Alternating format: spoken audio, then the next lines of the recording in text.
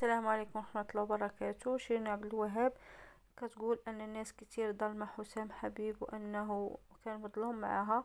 بالعكس، هي اللي كانت ظالمة، وأنه عمره ما سرق لها فلوسها أو طمع فيها، وأنها تنازلت على الدعوة اللي كانت دايرة في حق الأم ديالها والأخ ديالها مقابل أنها تزوج به، وأن خوها اللي كان كيهددها وكان كيظلمها وكان كيضربها، وأنه هو اللي دخلها المستشفى عنوة، وأنها عمرها ما دارت الإدمان.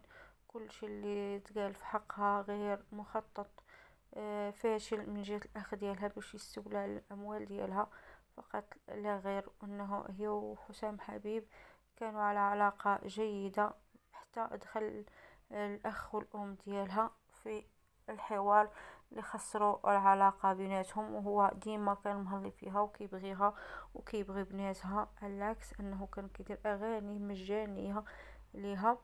أن الأخ ديالها هو اللي كان طامع في الفلوس ديالها وبغى يورثها وهي حية باش ما تاخذش سخط على الأم ديالها. سامحت لخوها باش تزوج بحسام حبيب، ولكن ما يدخلوش في حياتها مرة تانية ولا دير شكاية جديدة.